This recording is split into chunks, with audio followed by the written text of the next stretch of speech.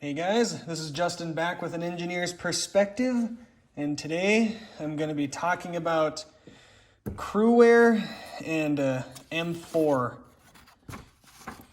I did a video early on talking about this steel, CPM-Rex45, as Spyderco heat treated it in their sprint runs and exclusives in 2020. And in that video, I submitted that I think it's the best all-around EDC steel that you can get, and 100% stand by that. But there's two problems with that. Number one is you can basically only get it from one company, and it was in sprint run exclusive form. So what that comes down to is if you missed that, then you're kind of duck out of luck right now. I don't know if Spyderco has plans on working it into any of their production models, but it's basically unavailable to the average user. So I kind of wanted to do a follow-up to that on two steels that are not super common, but the major manufacturers, being Spyderco and Benchmade, do have available, and that is Cruwear, which Spyderco will do in sprint run form, but Benchmade recently announced Cruwear in some of their 2021 models, specifically the Adamas. The concept of the mini Adamas is something I'm interested in terms of a lot of things, except for the geometry on it is awful, so I won't be picking it up. But Benchmade has Cruwear now, and Spyderco has sprint runs are very common in M4, as well as production models in M4, and Benchmade has production models in M4, and it's also available out of their custom shop for a pretty reasonable price. If you wanted to get into M4 in like a mini Griptilian custom on their website, maybe 160, under 200 bucks you could get into M4. So it's readily available. So basically what I'm going into here in this video is that I think that they have the same principles that Rex 45 does, being a steel that is not stainless, and because of that, and because they tend to be run harder, they tend to show off very positive properties that the average user can take advantage of, especially over like the standard S30, S35 VN options. So let's kind of dig into it here. So CPM-Cruwear has 1.15% carbon, 7.5% chromium, 1.6% molybdenum, 1% tungsten, 2.4% vanadium. So obviously carbon's for hardness. Chromium has some grain refinement attributes in it, has stainless attributes in it. In Cruwear, the stainlessness of this steel, or stain resistance, it's not stainless, but the amount of stain resistance you're going to see is going to vary widely depending on that heat treat. Molybdenum also helps with stainlessness, also helps with hot working hardness. So that's a big one on Cruwear in terms of how they heat treat it, as this chromad, molybdenum, and tungsten. Once again, hot working hardness. And then vanadium is for grain refinement, but way more so is for the edge retention of vanadium carbides. Going over to M4, similar concept in terms of how it works out, but obviously very different. So you've got 4% chrome, less chrome. You've got 0.3% manganese, helps with machinability. 5.25% molybdenum, so a lot more. 0.55% silicone, 0.06% sulfur, 5.5% tungsten, so a lot more, and 4% vanadium, so a lot more once again. And there's some interesting things I want to show off down here in the carbide section, but you've got more carbon, so it can get harder, but you have more carbide forming elements. The molybdenum a little bit in complex carbides, but also more vanadium and less chromium. So you'd expect less of this to be tied up with the chromium, but you've got more of it tied up with the vanadium. No tungsten carbides will be formed. So not all of this carbon goes towards hardness, but once again, those are something real interesting to look at. And then I just wanted to juxtapose these two against something like 10V, which is like the more extreme version of the idea of these steels a little bit.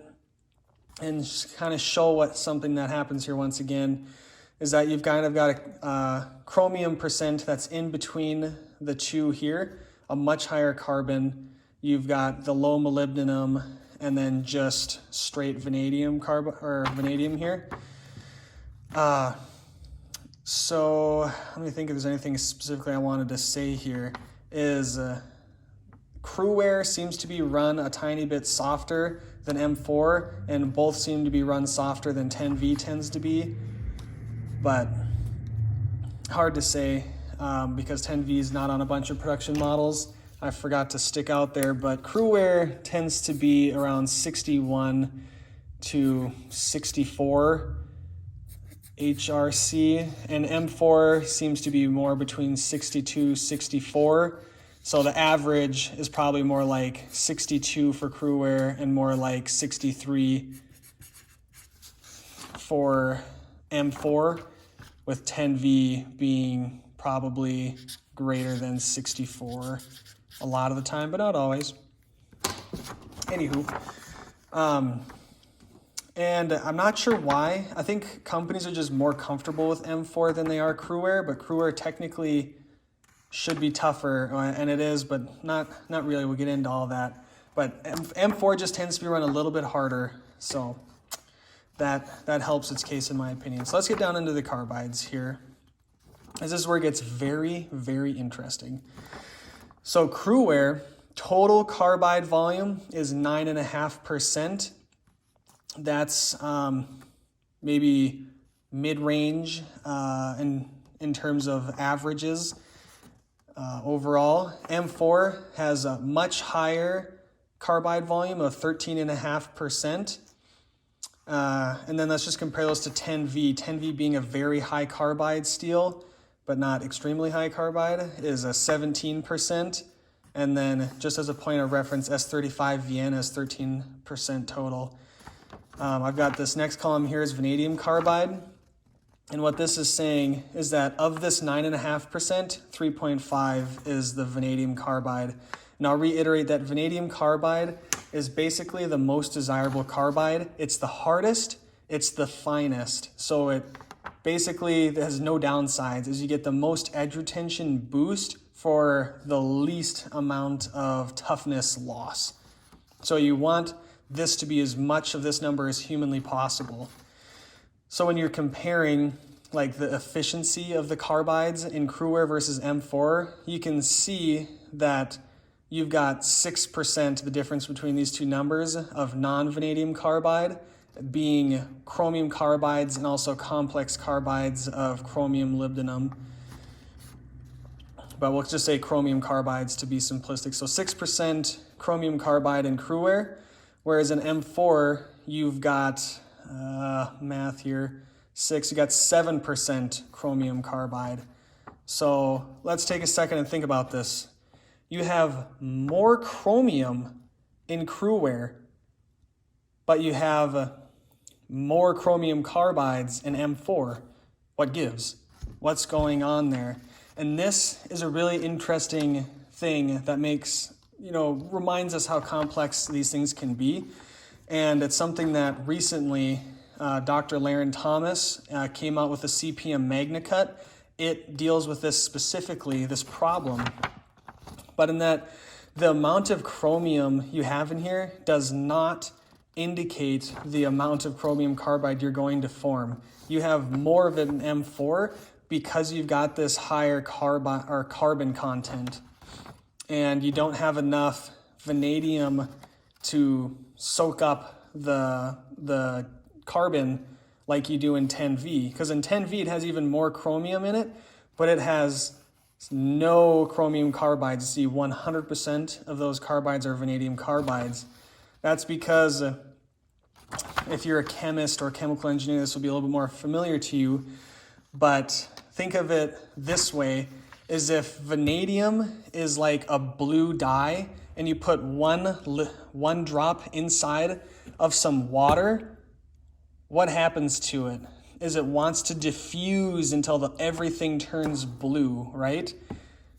So if you have, and why does it do that?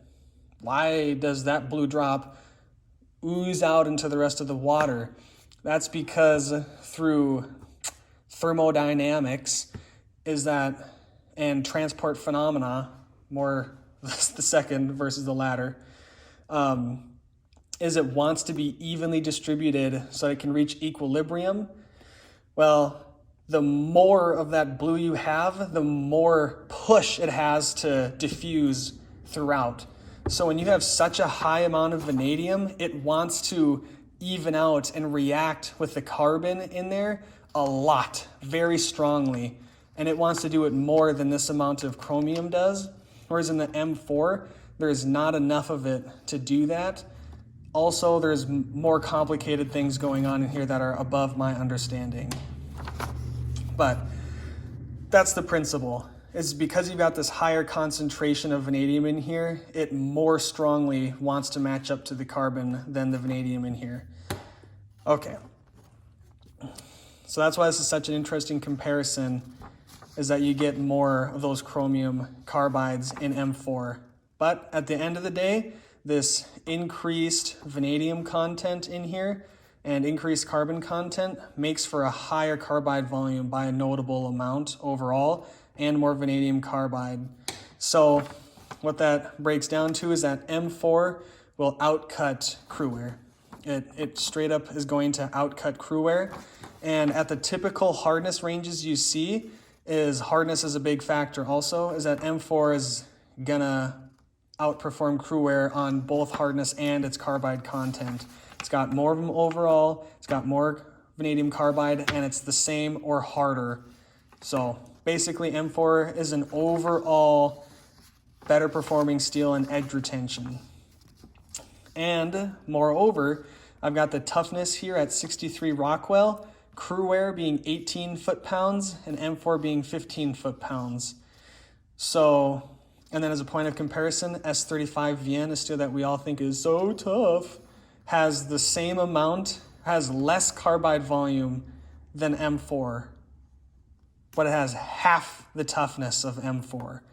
That just shows you how crummy chromium carbides are, because there's a lot in S35 VN. So at 63 Rockwell, M4 is going to be a lot tougher than S35 VN, but it's about the same as Cruwear. So you get better edge retention, or because of carbides, it tends to be harder, and it's about the same toughness. So basically there's no downside of M4 versus Cruwear in terms of most people's use, but there is one, and that's that Cruwear sharpens a lot better than M4. So just to be clear, this is all relative, is that M4 night and day better than something like S35 VN in the sharpening experience and how it comes up and the aggression and just everything, but Cruwear is definitely better than M4. So you're basically saying that you've got something that's good, and here you're just going to something that's great. So this is good to great. I wouldn't call it full-on great. Full-on great would be like 52-100, but that doesn't have the aggression. But anyways, not important. That's what you gain with Cruwear, is you're getting a steel that if you sharpen it on diamond abrasive, ceramic abrasives, whatever kind of abrasives, it's more forgiving on them, and it just comes up so fast and so fine. It's really, really great. Really great. So the edge comes up better on Cruwear to M4. It's faster, it's nicer. So if you are a sharpening geek and you want a great balanced steel, then Cruwear is going to be your jam, especially if it's done at these higher hardnesses. But in terms of overall performance, M4 is probably the better choice, if I'm being completely honest. In terms of, we're talking about production knives here, it's probably going to be a little bit harder. It's got the higher content you don't really sacrifice in terms of toughness. So M4 is pretty great.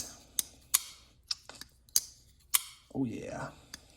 And yeah, so like I was comparing to S35VN, you know, M4 has the same carbide volume, but it's got a lot more vanadium carbides in it. So it'll outcut S35VN on carbides alone, and it's got double the toughness. Not to mention it's going to be probably 3 to 5 points harder than S35VN. So it's going to blow S35VN completely away. It's going to blow S30V completely away. S30V is less tough at 14.5% total carbide volume with more vanadium. So the S30V can actually duke it out better with M4 in terms of carbides, but it's just loses out on toughness and hardness. So M4 is still going to win that race. And then just because I like to rag on stainless steels, 10V, K390, things that people will talk about being so brittle and worried about it being too hard. At 63 Rockwell, it's about the same toughness as S35VN, but it's got 17% of those sexy vanadium carbides, and it just blows S35 away. So, yeah, that's what I got. Just kind of some background on the two. I think these are the best, mostly readily available steels for people to buy. A stainlessness is not an issue for you. If you can get your hands on Rex 45, I say do it. But those guys are probably going to be a better option. I hope that some of the discussion in here was interesting, and I appreciate you watching. Hope to catch you next time. Thanks. Bye.